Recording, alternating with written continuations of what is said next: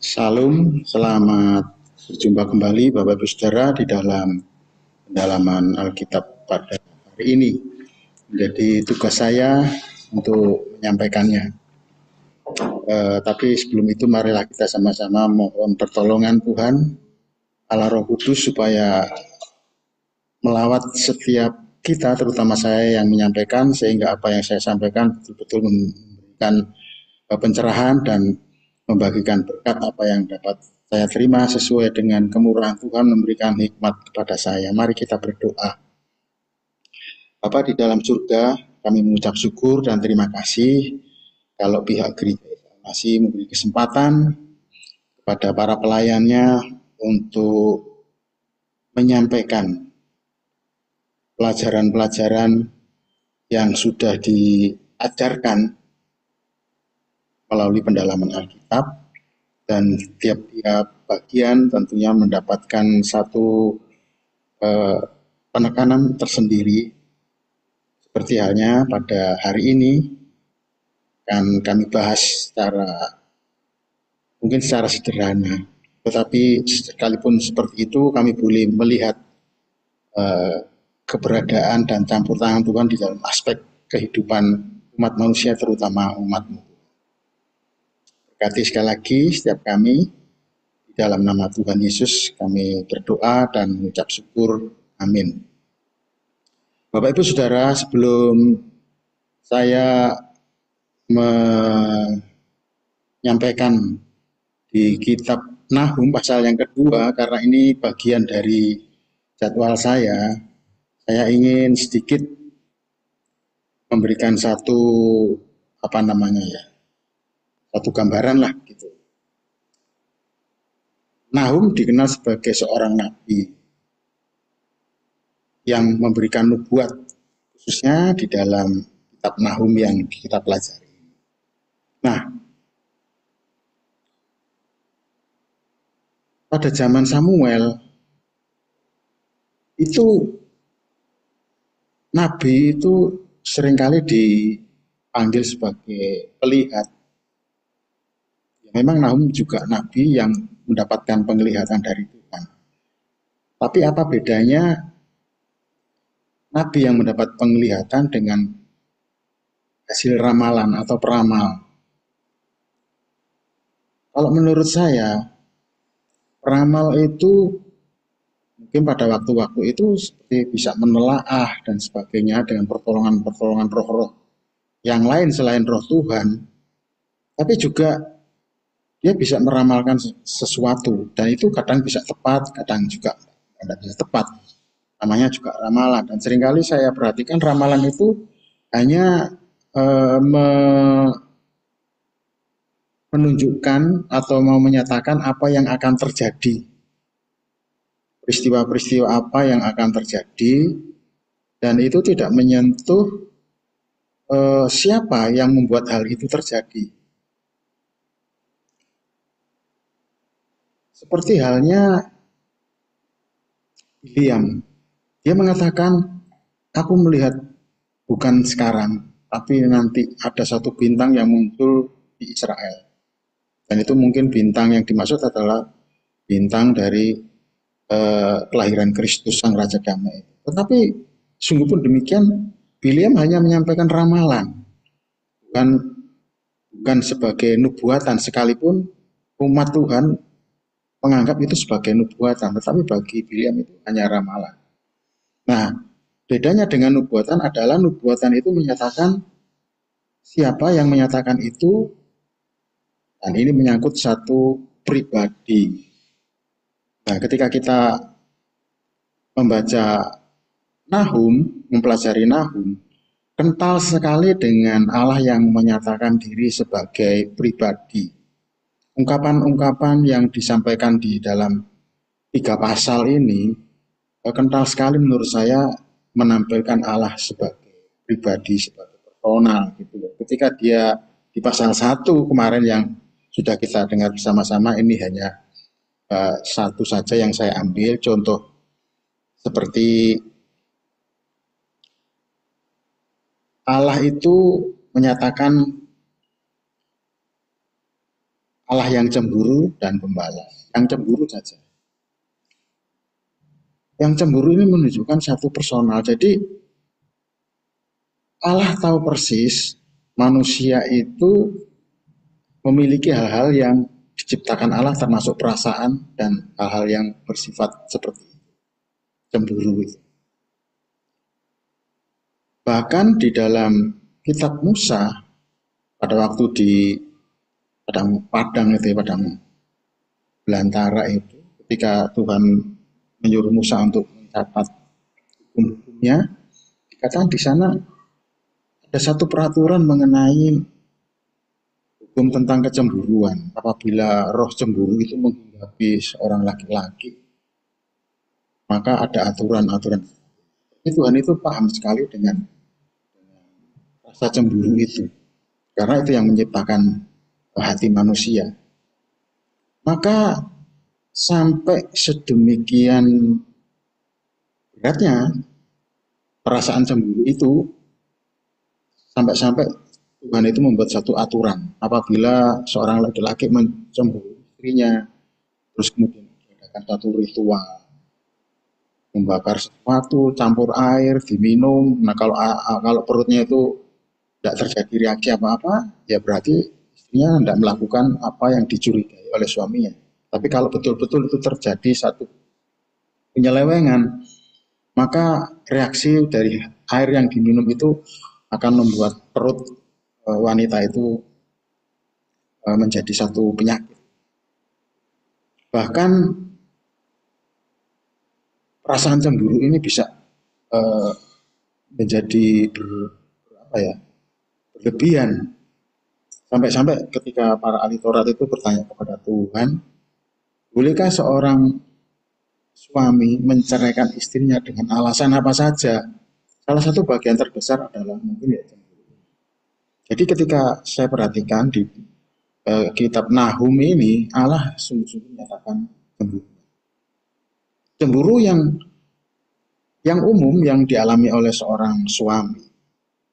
Biasanya kenapa cemburu itu timbul? Timbul cemburu itu karena kalau hak-hak suami itu tidak terpenuhi oleh istri ataupun hak-hak istri tidak terpenuhi oleh suami, maka muncul cemburu. Nah,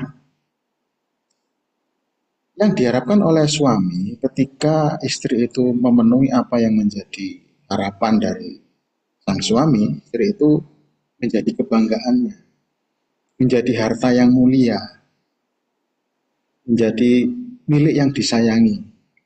Bukan saja oleh suaminya, tetapi juga oleh anak-anaknya nantinya akan menjadi harta yang berharga. Terlebih lagi kalau meneladankan tentang keimanan yang teguh.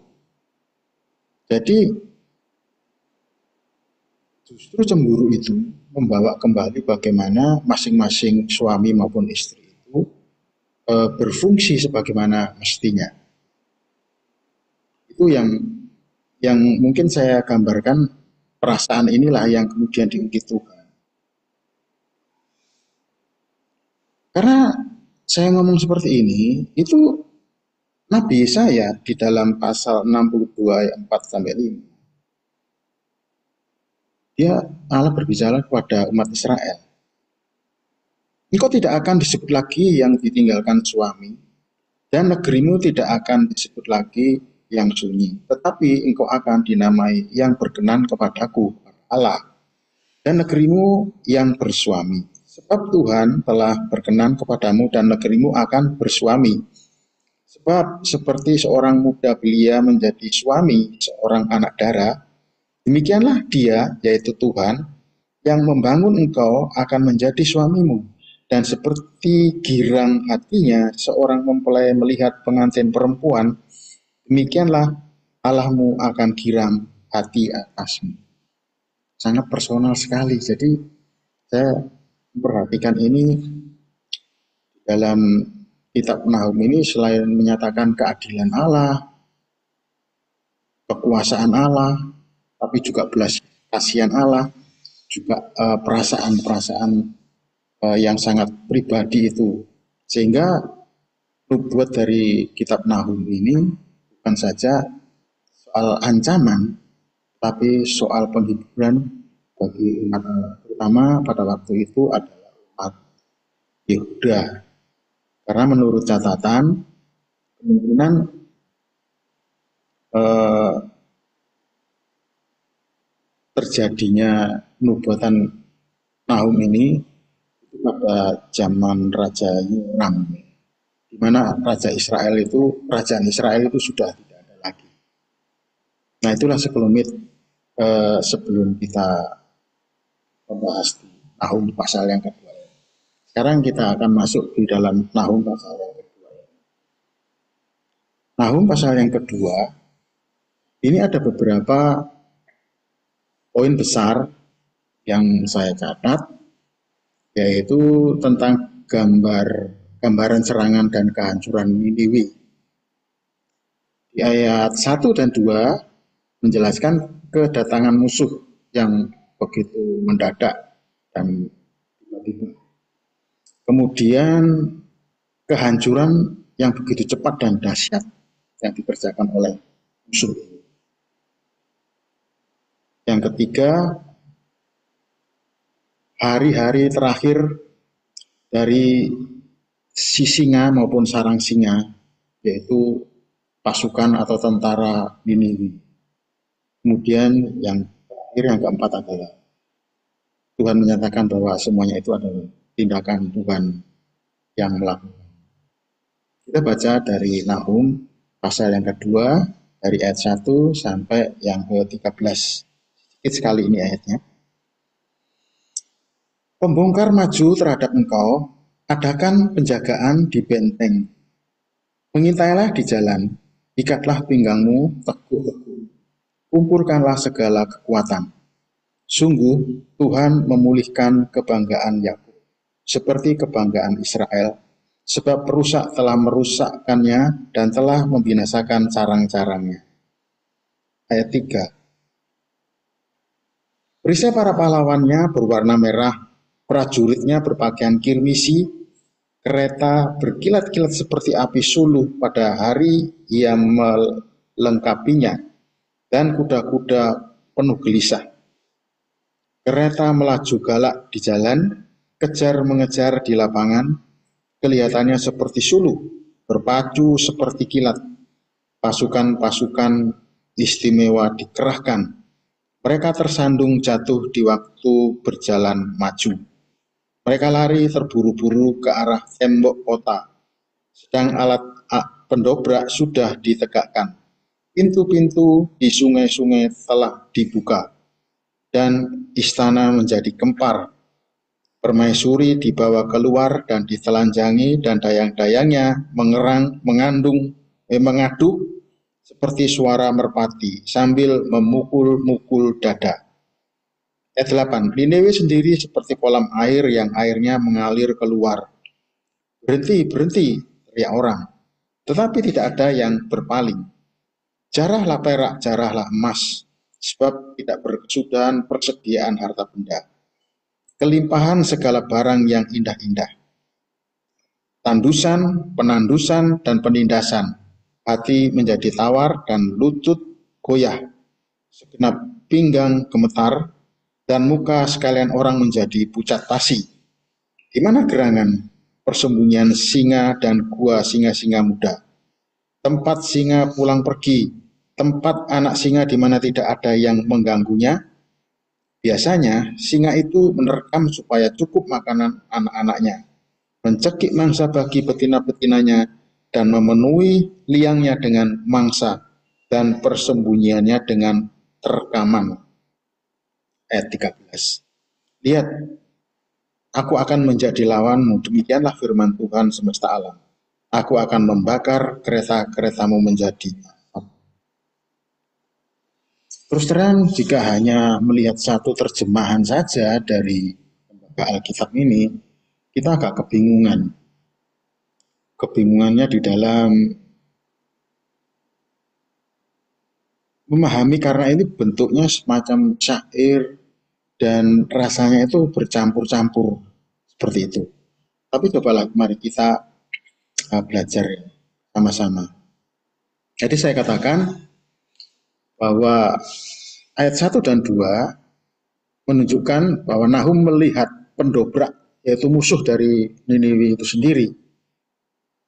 Dan kemungkinan ini adalah Babel dan sekutunya, entah itu sudah menjadi yang menjadi Raja Ahasveros atau belum, saya kurang paham ya. Ada yang menafsirkan seperti itu, tapi kemungkinan juga belum. Nah, bahwa ini menggambarkan pembongkar maju terhadap engkau, adakan penjagaan. Kalau saya melihat di terjemahan yang lain, itu dikatakan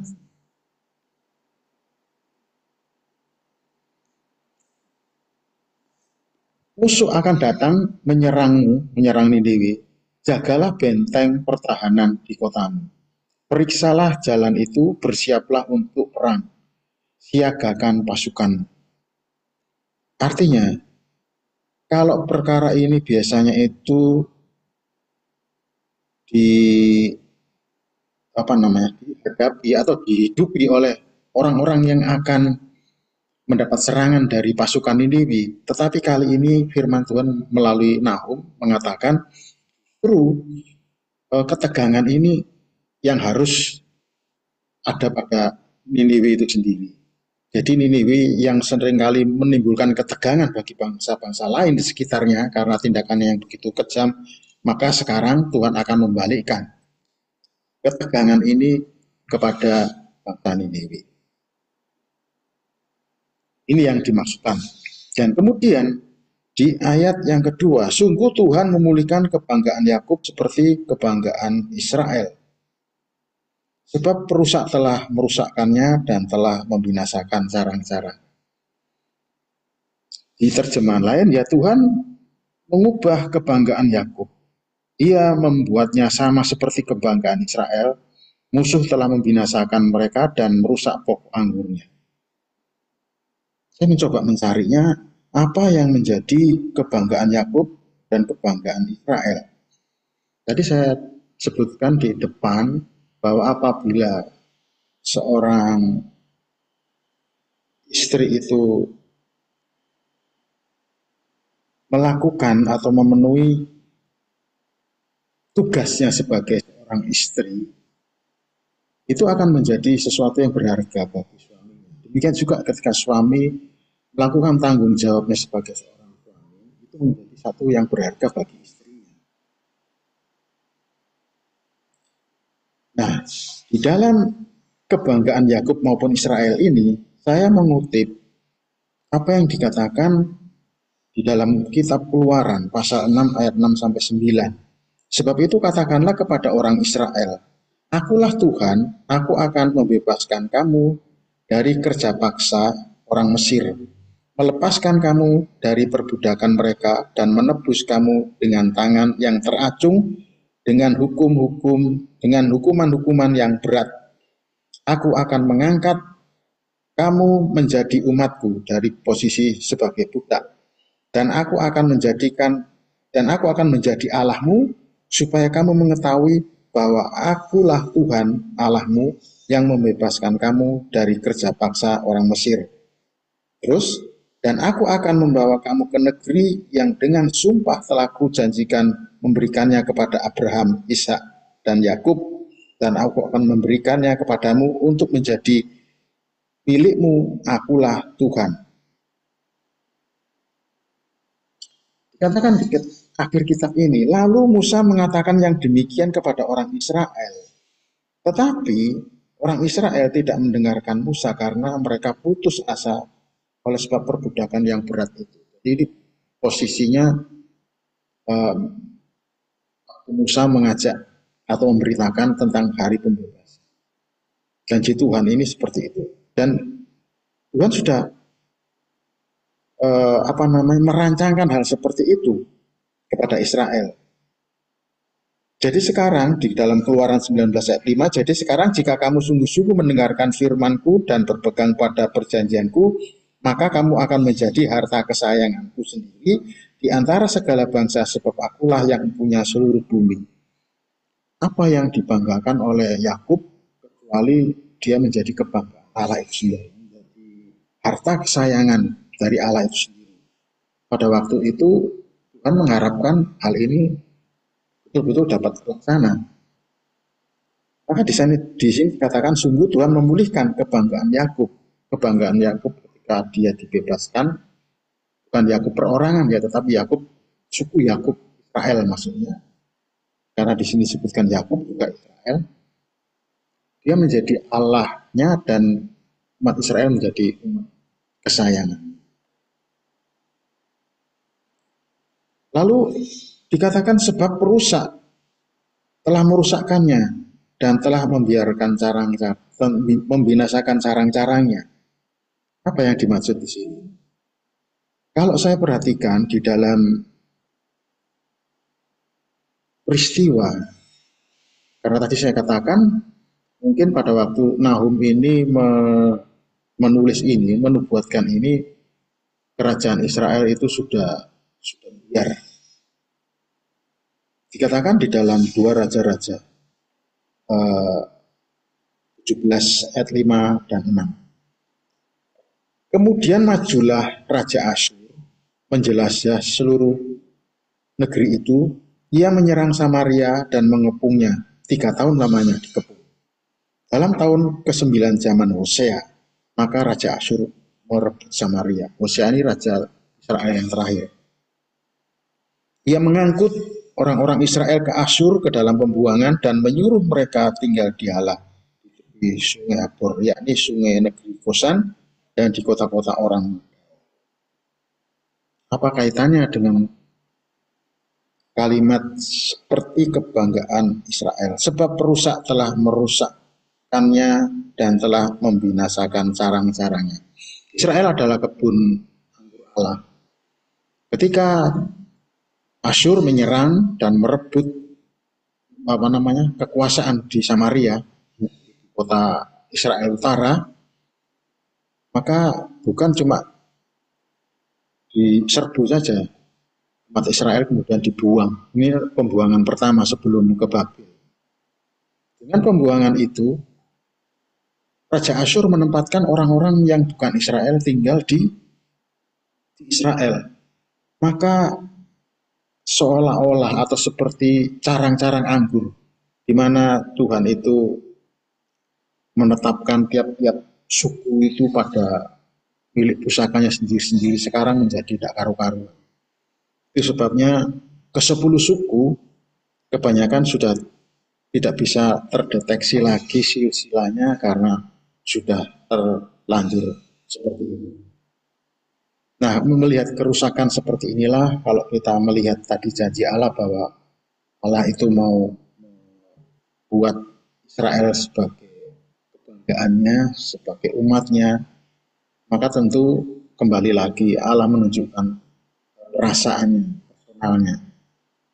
Jadi Allah yang cemburu itu bukan sekedar cemburu tanpa alasan, tetapi alasan-alasannya sangat masuk akal. Karena Allah itu tidak cuma sekedar membuat Israel jadi umatnya, tetapi di sana dikatakan melalui proses. Ayat yang ketiga. Ayat ketiga dari catatan saya tadi di poin besarnya, yaitu kehancuran yang cepat dan dahsyat atas Niniwe. Ini meliputi ayat 3, 4, 5, 6, 7, 8, 9, sampai 10. Di sini Nabi melukiskan serangan musuh yang dikatakan para pahlawannya berwarna merah. Perisai para pahlawannya berwarna merah, prajuritnya berpakaian kirmisi, kereta berkilat-kilat seperti api sulu, pada hari ia melengkapinya, dan kuda-kuda penuh bisa, kereta melaju galak di jalan, kejar mengejar di lapangan, kelihatannya seperti sulu berpacu, seperti kilat, dengan warna merah dan kena sinar matahari. Gambaran ini demikian membuat orang yang melihatnya itu serem gitu ya. Dikatakan kudanya itu begitu cepat. Tetapi dikatakan pasukan-pasukan istimewa dikerahkan. Mereka tersandung jatuh di waktu berjalan maju. Mereka lari terburu-buru ke arah tembok kota, sedang alat pendobrak sudah ditegakkan.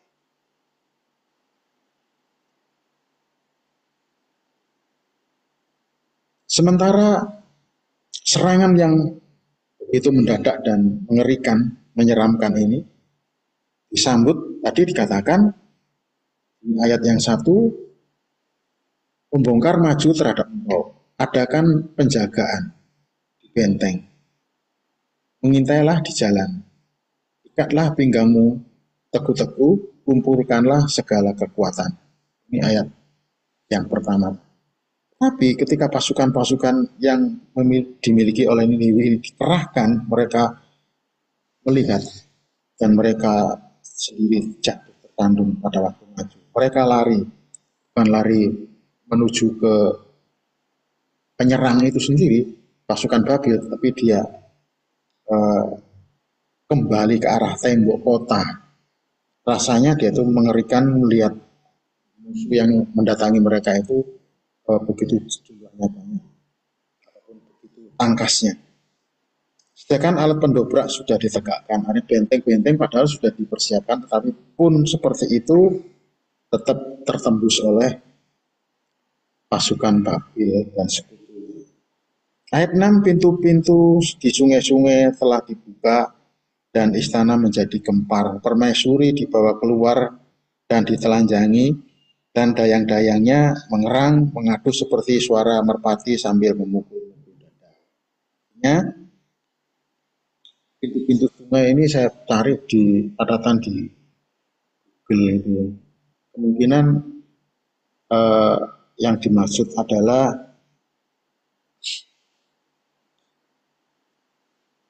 gerbang air Maski, salah satu gerbang kota tembok besar Niniwi yang dikenal sebagai gerbang Maski, yang berarti gerbang tempat pengairan atau gerbang pembawa air.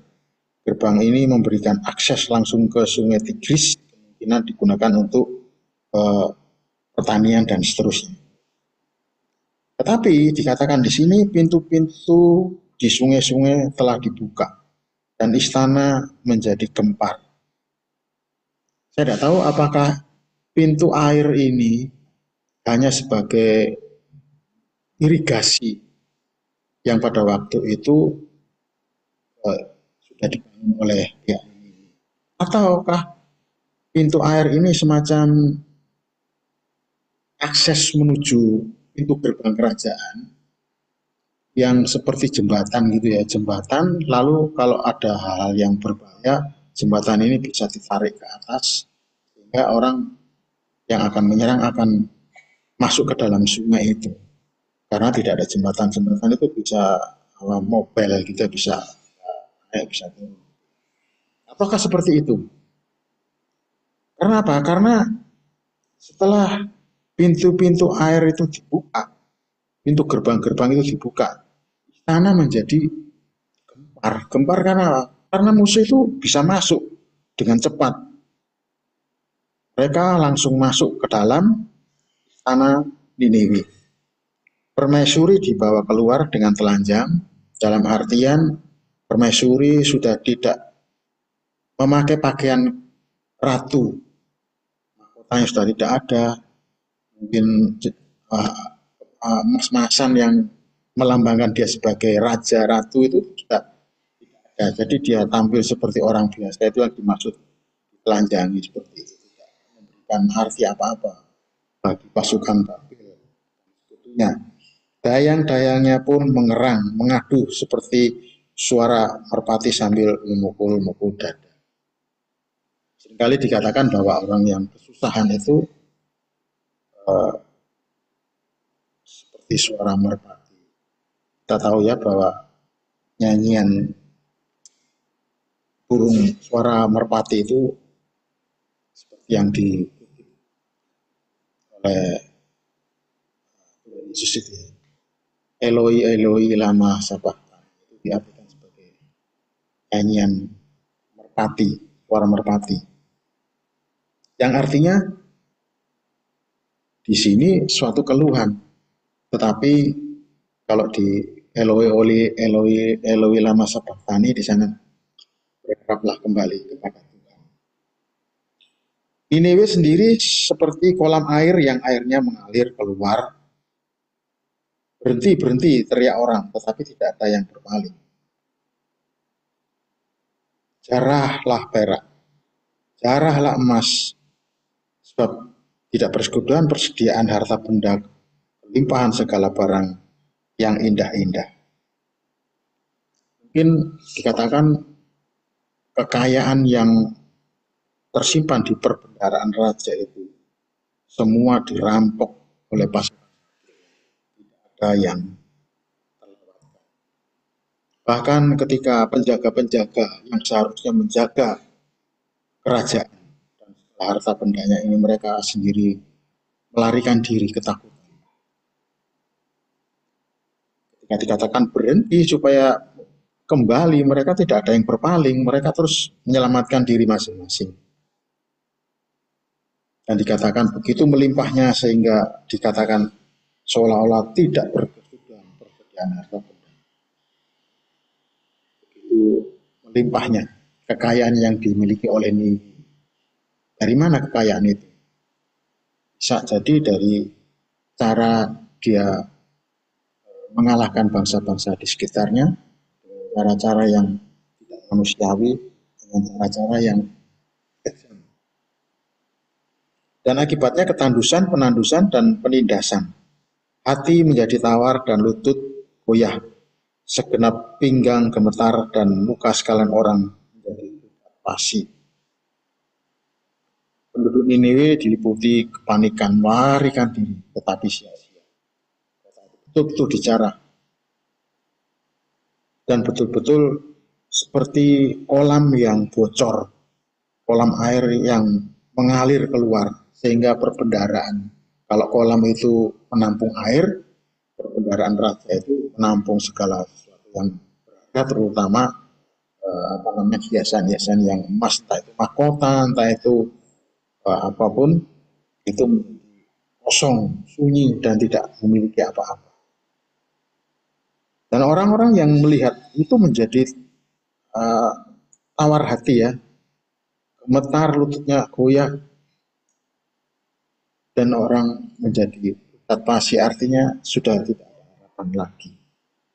Pada saat yang semacam ini, Nahum dalam nubuatnya memberikan satu pengingat kepada Yehuda, ya, karena Israel sudah tidak ada. Di mana gerangan persembunyian singa dan gua singa-singa muda, tempat singa pulang pergi, tempat anak singa di mana tidak ada yang mengganggunya. Biasanya singa itu menerkam supaya cukup makanan anak-anaknya, mencekik mangsa bagi betina-betinanya, dan memenuhi liangnya dengan mangsa, persembunyiannya dengan terkaman. Hasil rampokan, hasil penjarahan dari pasukan-pasukan Niniwe selama bertahun-tahun, sunyi sepi. Bahkan dikatakan, mana tentara-tentara yang terkenal ganas, yang terkenal galak sekali itu ya, ganas itu ya. Dikatakan sudah tidak ada lagi. Mereka hancur semua oleh tentara Babil dan sebagainya. Nah dari sini kemudian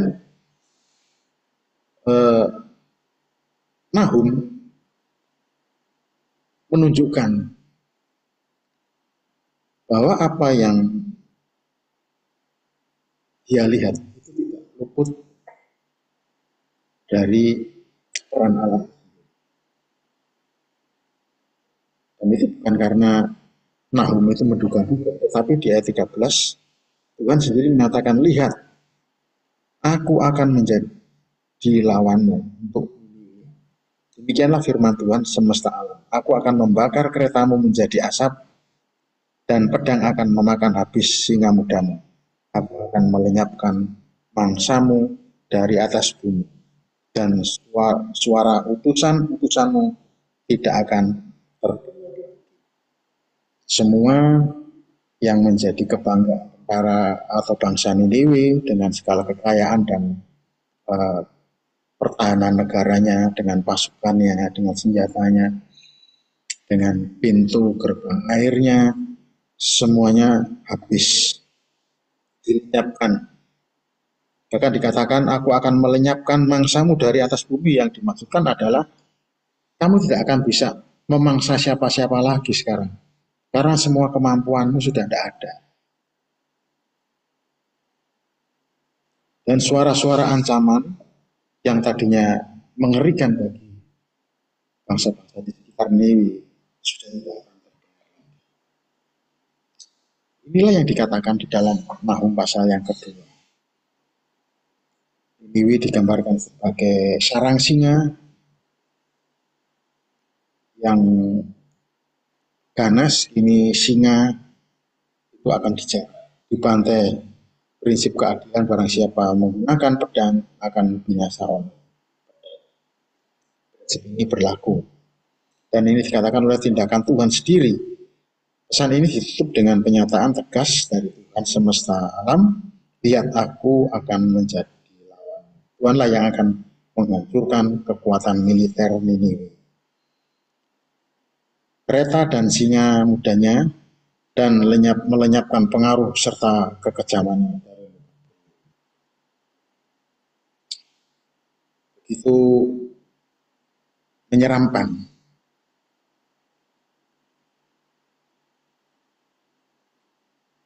Apa yang dikatakan oleh Tuhan.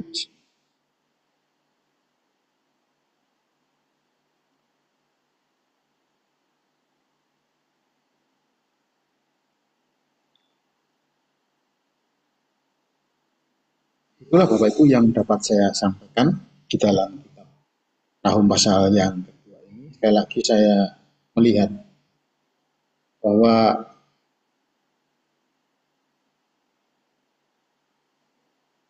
Allah di dalam menyampaikan pesannya kepada Nuh adalah Allah yang menunjukkan personalnya, pribadiannya.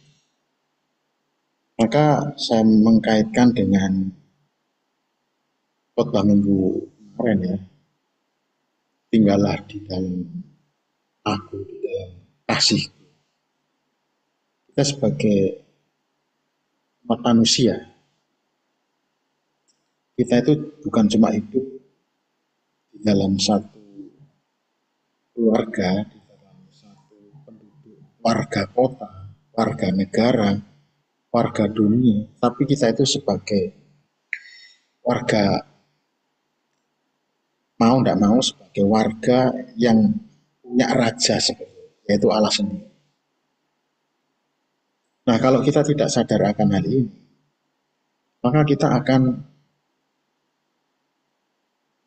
dibelokkan orientasi hidup kita itu pada hal yang kecil. Dari kebutuhan orientasi yang begitu besar, bahwa kita harus mempertanggungjawabkan hidup itu kepada Allah sebagai raja kita, kita menyusut semakin kecil, menjadi memikirkan cuma di negara, cuma di keluarga, cuma di pekerjaan, akhirnya menyusut orientasinya pada semakin kecil. Maka kita melihat di dalam Nahum ini bahwa Allah itu begitu menginginkan kita supaya bertinggal di dalam kasih-Nya, karena Allah tidak main-main.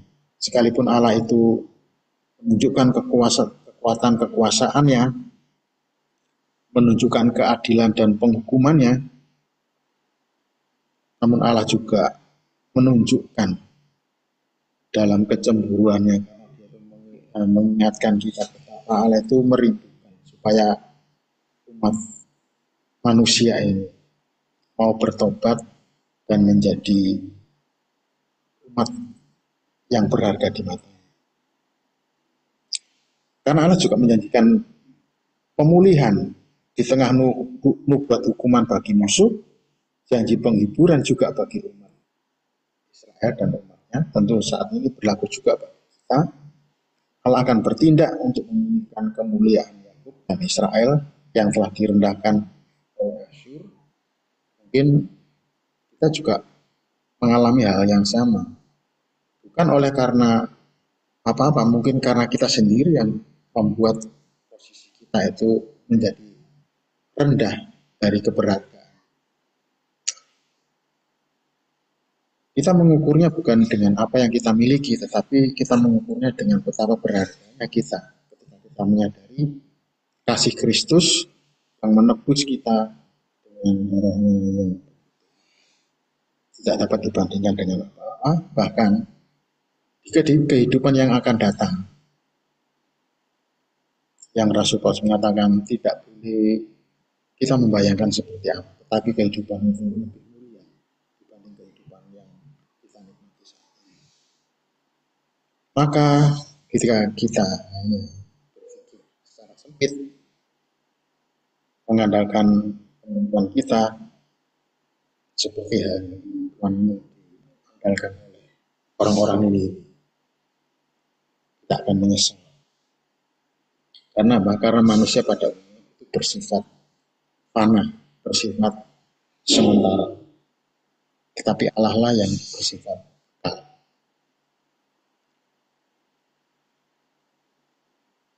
Apakah setelah Nahum ini menyampaikan nubuatan seperti ini, umat Tuhan pada waktu itu Yehuda tentunya ya, karena di kerajaan utara itu sudah diserbu oleh Sanherib, sebelumnya Salmaneser, dilanjutkan oleh Sanherib, bahkan Sanherib itu nanti akan menyerbu juga Yehuda. Terus peperangan seperti itu, apakah dengan nubuatan Nahum ini bangsa Yehuda semakin mengasihi Tuhan, semakin memahami kasih Tuhan yang mengatakan aku ini akan membuat engkau, seolah-olah membuat engkau itu sebagai istri yang menjadi berharga di mata suaminya. Apakah bisa dipahami? Ternyata tidak mudah. Nabi berikutnya kalau tidak salah itu Nabi Yehezkiel, mengungkit kembali lebih parah lagi bagaimana Allah itu menemukan Israel. Sejak mulai dia itu lahir, tidak ada yang merawat, sejak berlumuran darah pada waktu lahir. Tapi sungguh pun demikian, setelah bangsa Israel itu mencapai merasa punya kemampuan, malah meninggalkan Tuhan dan berakhir dengan pembuangan ke Babil. Dan kita sudah mempelajari di dalam kitab Yesaya maupun Yeremia juga kembalinya dari pembuangan Rut yang sudah kita pelajari bersama-sama. Nah, mempelajari firman Tuhan secara berurutan seperti ini sangat menolong saya, bahwa pada akhirnya kita harus sadar bahwa kita tidak punya tujuan apa-apa kecuali tujuan kita adalah memuliakan Tuhan. Karena kita tahu bahwa Tuhan itu Tuhan yang senantiasa menyatakan hatinya kepada kita. Semoga pembahasan yang singkat dan sederhana ini kalau tadi saya katakan di awal, bedanya antara peramal dan pelihat atau penubuat. Kalau yang nubuat itu datangnya dari Tuhan, itu dia pasti akan menyatakan hal yang benar. Sebab apa yang dilihat Tuhan itu adalah seperti saya bayangkan itu misalnya seperti jam analog yang bulat. Di sana ada angka-angka jam berapa, 1, 2, 3, sampai 12. Allah itu tahu persis dari pukul 00 sampai kembali berputar ke pukul 00. Itu sebenarnya dikatakan dari alfa dan omega Allah sudah selesai. Manusia hidup itu cuma melewati kronos di angka detik demi detik yang dihidupi oleh manusia. Mungkin angka 1, 2 sampai 12 itu menunjukkan zaman-zaman, mungkin, dan menit-menit itu menunjukkan musim-musim atau mungkin zaman-zaman yang lebih kecil lagi, dan mungkin detik, second itu sendiri kehidupan manusia. Ketika Tuhan menunjukkan kepada nabi-nabi peristiwa pada ini seperti ini, Tuhan itu secara utuh sudah tahu semua. Beda dengan peramal, tapi Tuhan menunjukkan sudah tahu semua. Nah, kadang-kadang ini menjadi salah tangkap, seolah-olah Allah itu sudah menetapkan. Padahal tidak pernah berbicara Allah itu menetapkan siapa orang yang dipilih, siapa yang tidak dipilih. Itu hanya menurut pandangan Allah, tapi tidak melalui mekanisme yang dipakai oleh Allah. Jadi kadang-kadang kita terlalu mengatakan faktor pemilihan Allah itu sendiri. Tapi yang lebih penting adalah entah kita dipilih, entah kita merasa orang tidak dipilih, yang lebih aman adalah kita mengabdi kepada Tuhan dengan sepenuh hati. Karena kedua hal tadi kalau kita tidak mau betul, itu bisa berbahaya bagi kita. Kita hanya menikmati waktu kairos yang secara utuh di dalam jam yang analog, secara utuh itu. Apa yang akan terjadi pada akhir zaman? 00 sampai kembali ke 00, Allah itu sudah tahu. Dan dikatakan sama PA kita ya, Pak Lindra, bahwa Tuhan itu tidak ada waktu untuk hari kemarin, hari ini, hari esok, karena Allah itu kekal dan tahu semuanya. Pengetahuan ini jangan sampai menjadi pertentangan di antara kita, karena kita tidak mungkin. Demikian, jangan lupa nanti sore apa yang lepas dari penjelasan saya akan disampaikan secara mendetail oleh Bapak Penatua Insinyur Haryanto.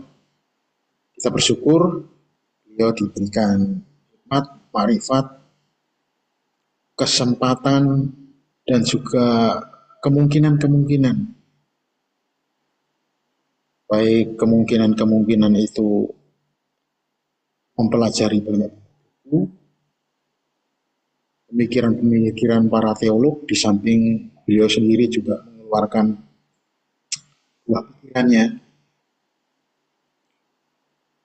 Juga bagaimana beliau, Pak Lindra ini, mengunjungi situs-situs yang ada di dalam Alkitab. Juga bagaimana beliau ini mengajar di sekolah-sekolah, tentu sekolah-sekolah teologi. Nah, pikiran beliau ini biarlah kita belajar untuk menangkap cara berpikirnya. Nanti 5:30 jangan lupa kita berjumpa lagi dalam Tuhan